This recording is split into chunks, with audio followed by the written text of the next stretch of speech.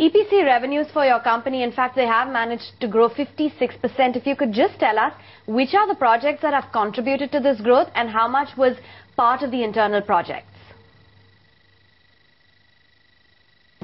See, our EPC business consists of both internal projects and external projects. Look at the projects which are internal. You have got our existing pipeline of 4,900 megawatts of projects which are under construction.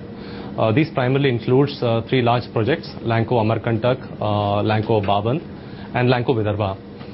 It also includes some other projects which are closer to completion, that is Lanco Udupi and Lanco Anpara.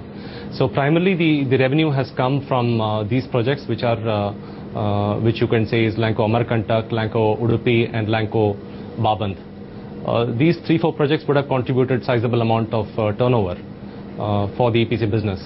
The EPC business order book again today, as of today, stands at 26,500 crores, so which is a sizable volume which you have as of now. Philip, now debt is a big issue for the company that has saw interest costs come in at about 268 crore against 189 crores last year. What is the debt on books and what is the repayment schedule like?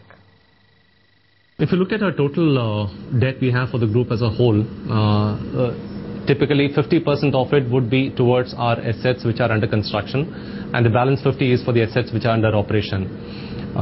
These assets which are under construction today is 4,900 megawatts of power plants, and these loans are typically very long-term loans which will have a repayment cycle of anywhere between 10 to 15 years.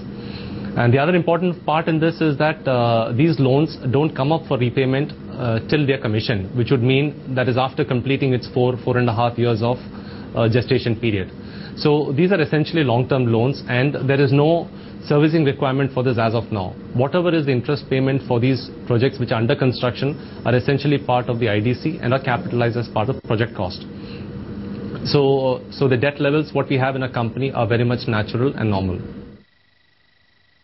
Sure, and if you could also tell us what's of immense market curiosity, in fact, what the update is on your Perdaman case currently, and when can we expect the court decision, and is there any out-of-court negotiation that you're having with Perdaman? The Perdaman case is currently in the courts of Western Australia, and we cannot comment on this since the matter is sub judice. But currently we are going through a discovery process, which means that documents of both sides will be exchanged and shown to each other. There are also some procedural hearings, and the trial would really come up close to August. We expect a final closure to this case by somewhere the December of year 12. Right, and what's the update on the issue of lack of transmission lines for the UDP plant? Yes, UDP plant, when we had commissioned, this was commissioned as an ideal power project in a power deficit state, which really needed the power. There was no coal issue. It was based on imported coal, and we had a full fuel pass-through since it was a CRC-based tariff. And also the project was technically fully commissioned and ready to generate power.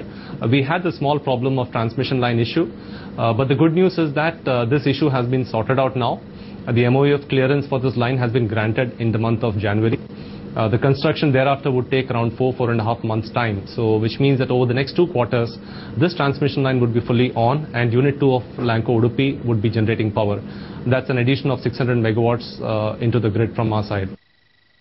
And if you could just tell us what's the issue as far as the gas plants go. Is the lack of gas supply going to see any of the plants commissioning being pushed back or for any newer plants?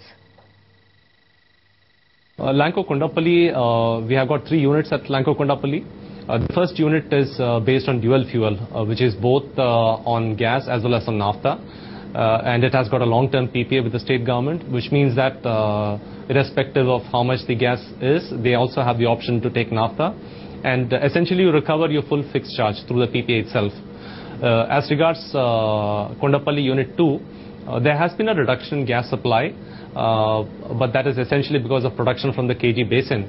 And this is a problem not only for ourselves but for the sector as a whole.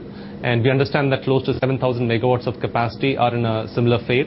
And the matter has also been escalated to the Power Ministry and to the Prime Minister's office, because we really want some key initiatives to be taken by the Ministry on this front. And we are happy to see that there definitely is a strong will from the government side to solve this matter out. and we are keeping our fingers crossed. We are definitely optimistic that they will be able to find a positive solution for the power sector. Okay, so in the next 2 quarters, which power projects will be commissioned? The next 2 quarters, you would have the full impact of Lanco Anpara, which has commissioned 1,200 megawatts of capacity. You would also see the full impact of Lanco Udupi Phase 2, which would get commissioned over by around June, July. Also, let's keep in mind that Lanco Udupi 1, which is 600 megawatts, has been operating at a very high PLF in the last 2 months. So going forward, you would again see a very high PLF for the first phase of Lanco Udupi. So essentially, the next year would definitely see substantial addition to our top lines because of this additional capacity which is added up.